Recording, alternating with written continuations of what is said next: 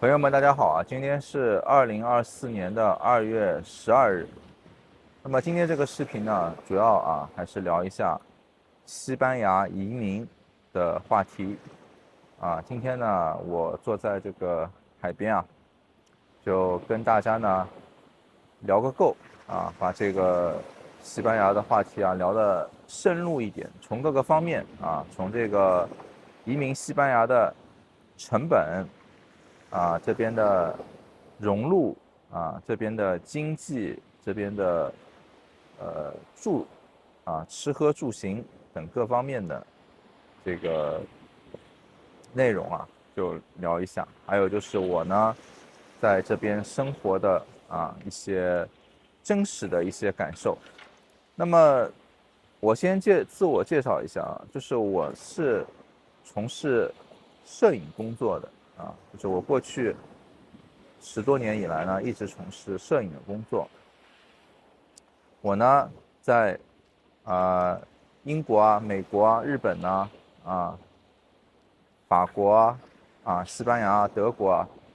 还有就是几十个国家吧我先后都有居住和这个工作的经历那在这个就新冠疫情的这个期间呢，就是我来到了西班牙并且呢，就是我长居在这里，定居在这里。那么移民西班牙呢，目前来讲呢，是它的两种主要的途径一个呢就是黄金居留一个呢就是非盈利居留，这个是我见过最多的。那黄金居留呢，就是在西班牙就是你购买50万欧元的房产这个就是长期购买的，然后呢，你就可以获得这个黄金居留。那这个黄金居留呢，它是可以就是在这边从事工作经商这个都是可以的。那非盈利居留呢，就是在这边呢，你住住在这儿，生活在这儿，但是呢，你是不能享受到西班牙的一切的公共福利的比如像医疗那你也不能就业你也不能就是工作、经商，这都是不可以的。那这个非盈利居留呢，就是如果你住满5年以后你可以就是获得一个长期的居留。当你获得长期的居留以后呢，你就可以工作或者说经商那这两者呢，就是区别就是非盈利居留是不需要购买房屋的，并且呢，非盈利居留呢，它是第一次给你审批是1年，就你获得的居留时间是1年，然后呢，你再去申请，它第二次呢给你2年然后第三次呢再给你更长的时间这样。那么黄金居留呢，它是一次性就给你5年，然后5年以后呢，你再去申请再去就是变换，所以这两者呢是这样的一个区别。那么它们的共同之处呢，就是你在西班牙呢，你是需要长期住满时间的你才能够就是获得未来的长期的居留就是如果你没有住满固定的时间，就是你没有每年住满180天以上，并且呢，你在5年里面呢，就是不离开超过90天，就5年里面总的时间你不能离开超过90天那么这样的话呢，你就可以获得这个申请长期居留的权利。不然呢，就是你的这个长期居留你是申请不了的但是你现有的居留还是可以继续的申请，是这样。那么当你5年以后呢，就是你获得了长期居留以后呢，你只需要每年登录一次你就可以继续保留这个居留。那这个呢，就是实际上它的意义呢，我觉得并不是特别大啊，因为基本上就是你在这边已经生活了5年以后，你也不太可能就是说，突然之间你又去别的地方生活，然后每年再来一次，对吧？这个来来回回的成本啊，各方面啊，也都是要考虑在里面的啊。所以呢，就是从成本的角度来讲呢，一个就是50万欧元，对吧？再加上一些其他的费用。一个呢，就是你只需要付生活在这边的费用。那我们接下来就是再聊一聊这个生活在这边的费用啊。那西班牙这边呢，就是它的生活成本呢，像你租房的话，基本上，在700欧啊、800欧啊，这是在一些就是最普遍、最多的这样的一种情况就是一些不算就是像巴塞罗那或者说马德里这样特别大型的城市啊，就是说大部分的城市它都是在700-800欧之间。那么，如果你要在巴塞罗那和马德里这样的比较特别著名的大的城市去居住呢，那它的这个成本基本上就要在1000欧以上就是租房的成本。这个还不包括就是水费、电费、煤气费、燃气费这样那它的电费呢，差不多是一度电在接近1欧元吧，就是你如果长期的这样使用的话那基本上呢，就是它也有一些用电的时差但是这个区别没有特别的大。那么它的水费呢基本上，反正我目前用下来的话，一个月差不多是在30欧左右那它的这个饮食的这些食品上面呢你像买牛奶对吧？它差不多一瓶牛奶1.5升左右的是在2欧元到3欧元之间。那其他的像面包什么的这些都是相对来说比较便宜的还有什么意面还有像水果这些肉类呢，差不多像牛肉基本上是在十几欧元吧，到20欧元之间1公斤那么像这个猪肉差不多就是在10欧元左右1公斤这个就是差不多这个一些物价。那在这边购买车辆的话呢，它也是有许多选择的它的价格呢也就基本上是在欧洲是差不多的那如果说要和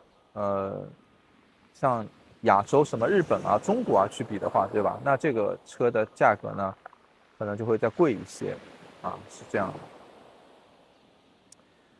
那如果说在西班牙，一个月差不多固定的支出是多少呢？像我目前的话呢，就是一个月房租加上生活各种成本开销的话，差不多是在2000欧元一个月那这个呢，还是就是说是2个人不是特别多的人的这样的一种情况下面，而且呢，就是这个基本上就是我是自己在家里面去烧饭很少在外面吃饭那有的这个有孩子的对吧？他要去读书的这种，那如果说他选择的是公立学校呢，那么这些呢都是免费的不收钱的，就是他只要在大学以下的这个都是免费的。那如果说他这边有私立学校也有一些这种国际学校，那这些学校呢就会有的收费有的就更贵一些那么公立学校也不是说就1分钱都不用付你要付一些午餐的费用你要付一些这个书本的费用，对吧？那这个费用，一年啊，我听说啊，就下来也要差不多接近一两千欧吧，是这样子啊。那我呢，现在啊所居住的地方呢，我这个地方叫 Costa Blanca 啊，它呢是一个西班牙比较著名的一个度假的地方啊。那这里呢，它就不属于这个非常大的这些城市，对吧？啊，因为一般想要移民西班牙的许多人啊，我看到他们会选择像马德里呀、像巴塞罗那呀、像瓦伦西亚呀，啊，那么还有就是像阿里坎特，对吧？啊，像阿里坎特呢，它这个地方呢，就是我们这个省的啊，就属于我们这个省的一个市中心啊，就中心城市，那个就是阿里坎特。那么西班牙呢，它从南到北呢，它有非常多的城市啊，也有好多省。总体来讲呢，它的经济上来讲呢，它这个从南边啊，它的经济呢是相对来说会比北边要差一点。那么在这个治安的方面呢，社会治安方面呢也是一样的啊，就是南边稍微比北部呢稍微要差一点啊。那么西班牙呢，它是有这个地中海气候的话呢，就是沿着一圈啊，就是沿着海边的这些城市，像什么巴塞罗那呀、瓦伦西亚呀，啊，你包括像比如说我现在这边什么阿尔代尔呀，就波斯塔布兰卡这边，只要是沿海的啊，然后再往下好多啊，只要是能到海的，基本呢都是地中海这个气候。所以这个气候来讲呢，应该来说还是一年当中啊，阳光是非常多的啊。那如果说你是通过办理就是前面说的非盈利啊，或者说黄金居留来的呢，那你呢是不能够享受本地的医疗的服务的，你需要自己独立去买它的保险。那么西班牙这边呢，它也有本地的这种公立的医疗的服务啊。那购买保险呢，就是它有很多保险公司啊。我这个之前也做过一篇关于西班牙医疗的这个讲述的这个内容，大家可以去看一下。那我这边就稍微提一下，就你每年呢购买一个保险，保险的金额呢随着你的年龄增长呢，会逐渐的保费变贵的。那么它这个保险呢，就是你必须购买的是无共付的保险啊，就是它帮你所有的费用都给报销啊，是不需要你出任何的钱的。那么，当然大家也要看一下，因为在2024年啊，就是今年，就是许多人购买的这种安德赛的保险啊，那这个保险呢，它现在呢，它取消了很多合作的科室，这个是什么意思呢？就是当你去购买一个保险的时候啊，虽然你买的是一个你不需要任何费用的保险，但是必须你看的这些科室、这些医院是跟这家保险公司是合作的。但是到了今年呢，就是有许多的科室啊，也有些医院呢就不跟他合作了。那这样子呢，就不跟他合作的项目或者科室你就要去自己付费所以大家在购买保险或者说你要换保险的时候呢，一定要仔细的看清楚。那这个呢，就是私立的保险。那如果说你一家人你过来，你移民，呃，3个人对吧，或者4个人，那你这4个人、3个人你就全部的需要购买保险啊。那这个保险的费用呢，像目前的话，像我是40岁左右那么一年呢，差不多就是要付，呃，600-700欧就是就我单个人的这样的一个费用。那么它每年会递增的，还有就是根据你使用的情况如果你使用了这当中的一些，你去看的比较多啊，或者你去看了，那么它有可能明年的保费就会根据今年的情况有变化。那么这边的公立医疗呢，是它每一个城市呢，它都会有一个小的一个像医疗点也可以说是一个卫生站的这样一个地方。它里面有一些简单的科室它有家庭医生有一些什么医生科室。然后呢，就是如果你是享有公立保险的那些人，比如说你是在这边工作的你是在这边经商的，你有固定的交这个社会保险，那么你就有这个医疗的保险。那这个公立的保险呢它通常是在这边呢，你去预约预约你的家庭医生，然后呢，你的家庭医生就会看你有什么样的这样的一种情况，然后呢，你在这里呢，就是预约完以后，他给你看了以后呢，如果需要进行什么验血进行一些什么，就是做那些 X 光这些东西的检测类的，他会把你就是再预约到一个这边省内一个比较大一点的，就是医院的这个地方通常呢，就是像我们这边，比如说是一个小的城市，那么我们这边几个小的城市附近就会有一个医院，那这个医院呢，就是需要做检测或者一些检测什么东西的你就可能要到那边去平时呢，如果是一些其他的问题，那可能就是你在本地的这个医疗站你就去预约，是这样的一种情况。那么这种公立医疗呢，首先就是时间上它没有那么的快速还有呢就是就像你说检测这些东西的，对吧？它就没有那么的快你不像你去看那个私立的医院，它就是一个医院里面它有检测有什么，你就可以直接预约完医生就看完以后，你立马就选一天比较近的时间那更大的，比如说像什么手术什么的，像这种排气各方面的，肯定还是这当中是不一样的还有就是一些环境设施那也是私立医院的会更好一些那么总体来讲呢，就是西班牙呢，它这边呢，就我看下来呢，它是一个比较就是有特点的一个国家就我们从几个方面讲呢，你比如说，这边是我见过节日最多的国家它动不动它就会有节日它的国家就有很多节日，然后呢，它的地方像我们这边的这样的一个城市，它自己也有一些属于这个城市的节日。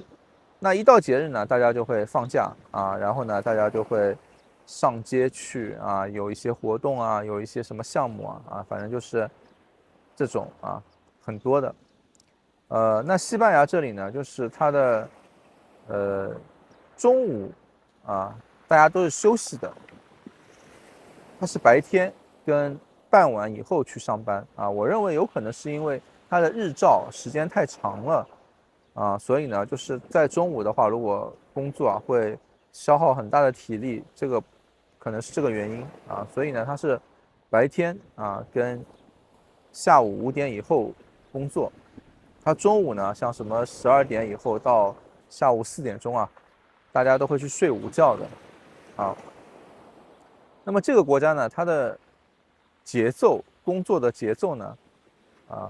大部分的来讲呢是比较慢的就是在这边呢，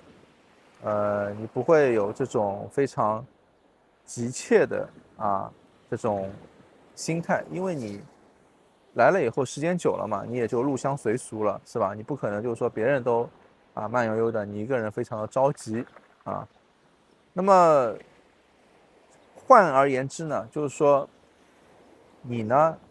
如果你是非常急的一种性格，或者你要求特别高的一种效率的，那么你就有点麻烦啊，你在这边就没有办法，因为大家的整个的环境是这样，你必须适应这个环境啊。就像许多购物，对吧？购物，那么你像在这边购物的话呢，许多城市啊，你说像这个用那个亚马逊啊，它的一些会员的服务，那它也可以隔天或者说就2、3天里面它就给你送到。那么大部分的这种快递的服务什么的服务呢，它的时间都要好几天所以呢，这个是一个效率上的问题，并且像许多公立的一些办事的机构，对吧？比如说像那个你需要去更换居留卡你需要预约这个办理居留这些所有的这种事情它的时间呢也是比较缓慢的基本上就是几个月是最少的它不会就是说1个星期或者2个星期就完成了这个是不会的。那效率还有就是社会的这种缓慢的节奏这个是一点。那还有呢，就是这里呢，它呢是一个以西班牙语为主，然后呢，它还有各地的一些方言比如说你在瓦伦西亚大区你会有这个瓦伦西亚语你到那个北部它有北部的一些什么语，就是它每一个地方呢还会有一些方言。这个呢是在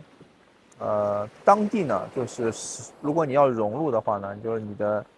使用这些方言你必须得掌握。当然了，西班牙语也是可以用的，是吧？那西班牙语呢，确实这个你如果要在西班牙移民，你是必须要学习的因为这边普遍来讲呢，它的英语接受度呢是比较低的即使就是有许多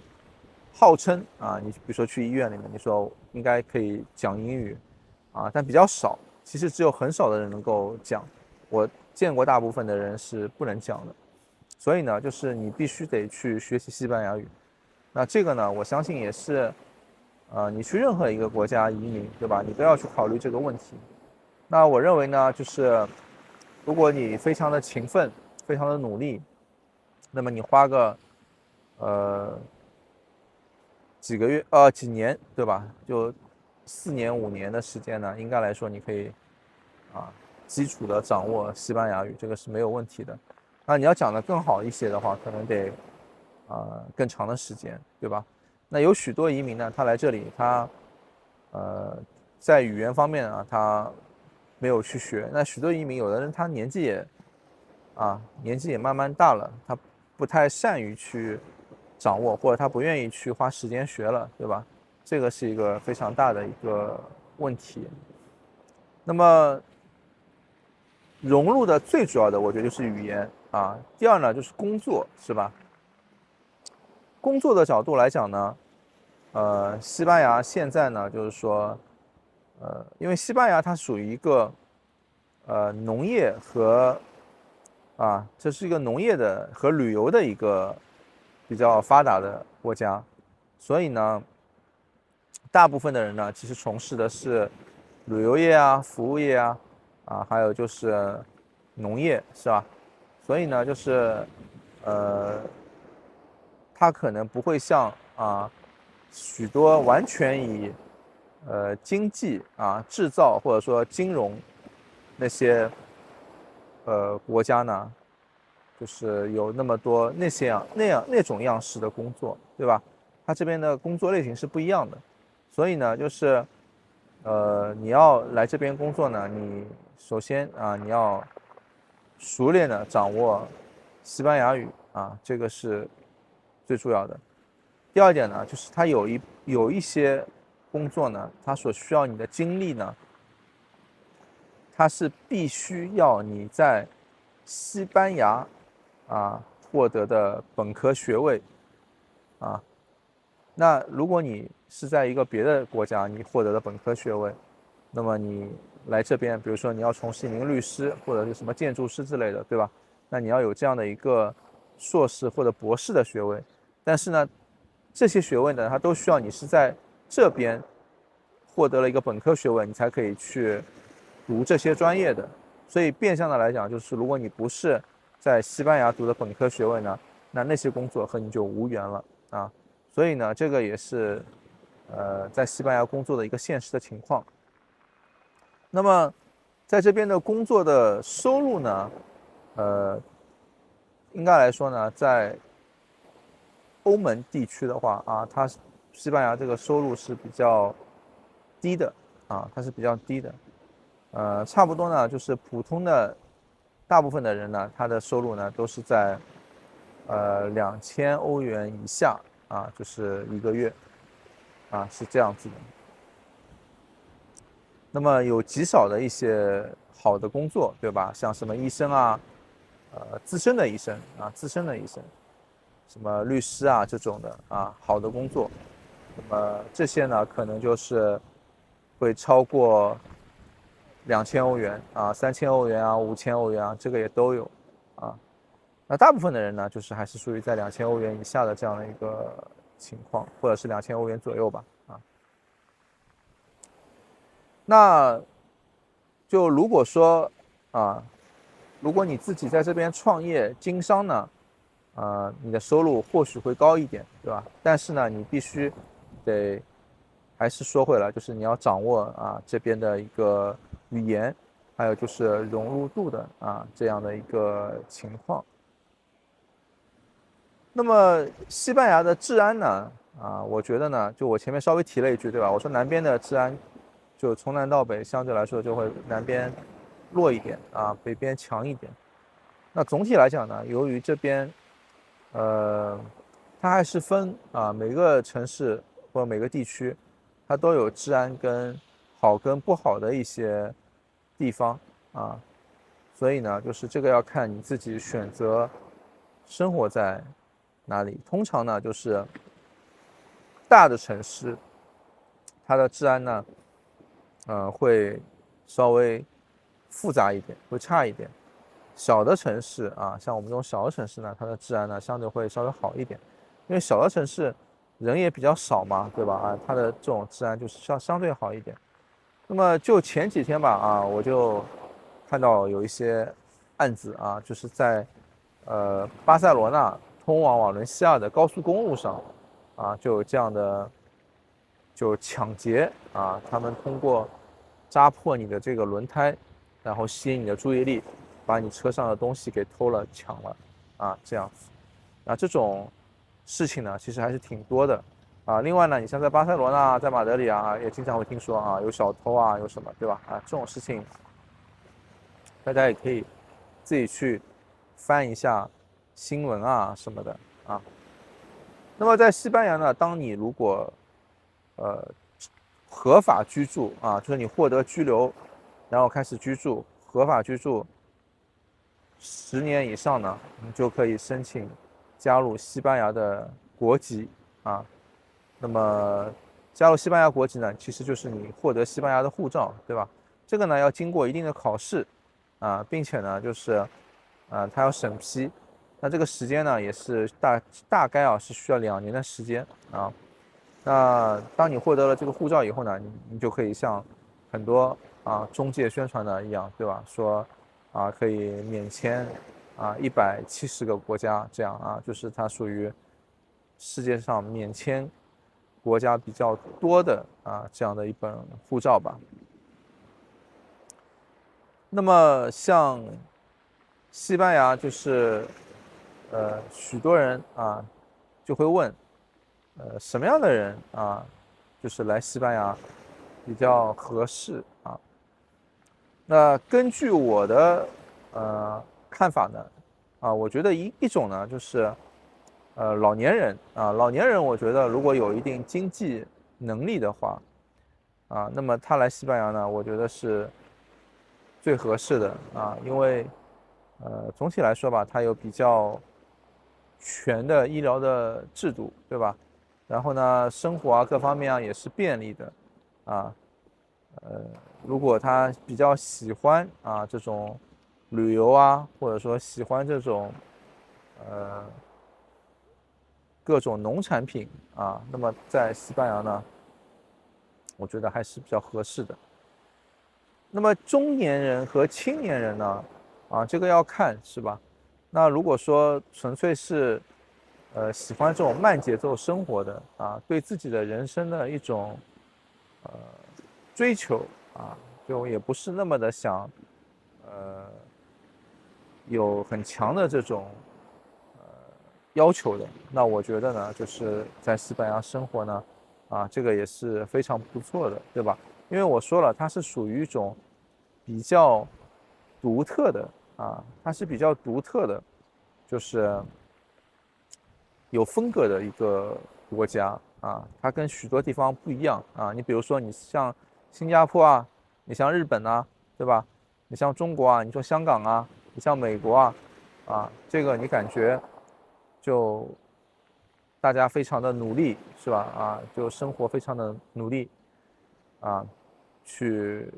很多人在事业上希望获得进步是吧？那你说在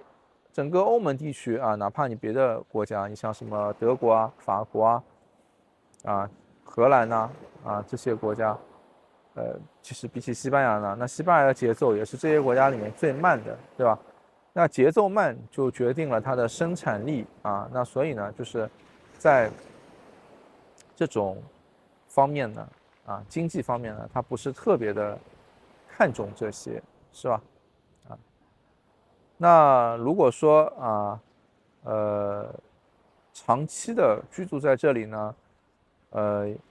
有一些人呢，他一开始呢是怀着比较就是想得好的想法，是吧？他觉得我先过来然后我开始慢慢的工作什么的。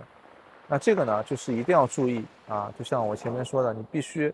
有很长的时间的一个语言的一个时间的培训并且呢，你获得的收入也是那样的，而且这个收入就是很多年，已经很长的时间它都是这样，它没有一个很大的变化。这个我跟身边就是很多已经来了很多年的人呢，我都确认过这个问题啊。那你说一说这一些西班牙呢，就是移民呢，有什么一些缺点吧？那我觉得呢，总体呢，呃，就像亚洲过来的我觉得比如说像我们中国很多人，对吧？或者说其他的过来的，那一他有一些这种什么，就是节奏感的不适应因为在之前的工作可能都是比较高强度的，对吧？或者说生活的一种方式上那么一下到了这边呢，你就感觉这个生活的节奏一下子变得不适应，并且呢，就是我们的大部分的观念呢，还是就是说要去赚钱是吧？要获取更高的一些经济上的收益。那么在这里呢，那这个事情呢就不太可能所以呢，就是很多人呢，他也就来了以后他就走了啊。还有呢，就是语言方面语言方面的这种不适应一开始呢，可能也觉得就是说，借助一些翻译机用谷歌翻译或者说他认为短时间内也可以学或者他觉得我用英语也可以试一试但是呢，获得的体验肯定很糟糕然后呢，待了一阵子以后呢，他也就觉得不适应啊，这种呢都是我看到就比较多的觉得这个地方的一个，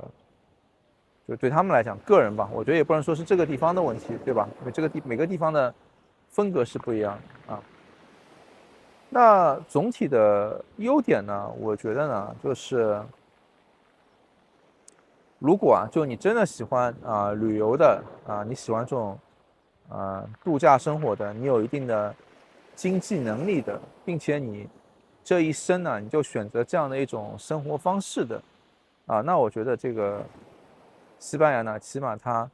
为大家提供了一种选择，是吧？就是大家可以在这边感受这种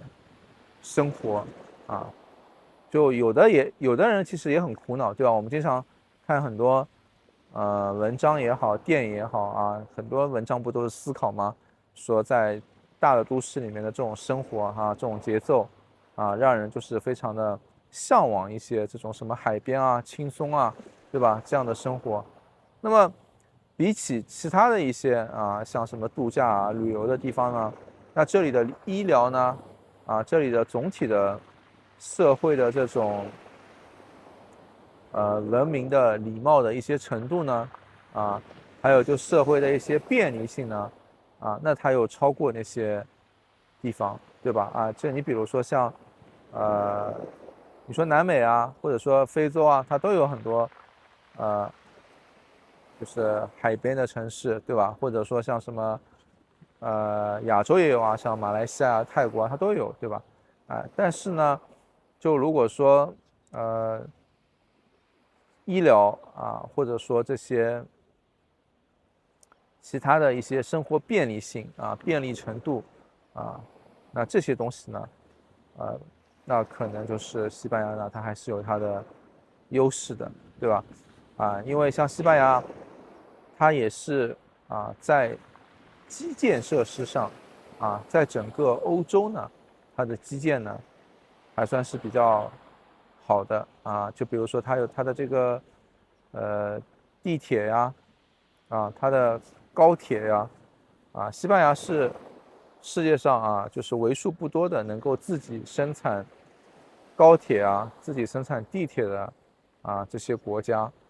对吧？就你比如说你去泰国你没有高铁是吧？你在西班牙你就有高铁这些呢也都是它的一个优势吧那总的来说呢，2024年呢，就是说它的物价西班牙整体的它的物价比过去的2年呢，要来的贵而且是贵了不少。那很多人觉得这是由于这个俄乌这个战争造成的。那么当然大家也不知道，对吧？就是俄乌战争以后这个物价会不会降下来那么总的来说呢，就是如果你想要移民西班牙的话呢，你还是要做一些准备的，对吧？看一看自己就是包括自己家里面的人，对吧？就是你对照了我前面说的，你适不适合这个国家有没有毅力去学习语言有没有就是这样的一种经济的能力就是选择对应的这种移民的方式，对吧？那如果说有了这样的想法呢，那也要做一些基础的准备，对吧？比如说你先学一下语言，或者你先来这个国家旅游一下来看一下，是吧？那这样呢，我觉得就是比较好的一种方式了啊。好吧，那我今天这个视频呢，录到这边呢，也就讲完了也欢迎大家呢，就是进行一些讨论。那么我呢，还是会定期的把这个西班牙，甚至是我之前去过的、居住过的一些国家的一些情况呢，包括它的旅游的一些还有就是移民的一些内容就会分享给大家。大家如果喜欢的话呢，也可以点赞、关注我就支持一下，对吧？大家也可以收到这个信息好吧？我所有说的信息呢都是非常真实的没有任何的虚假的，好吧？谢谢大家。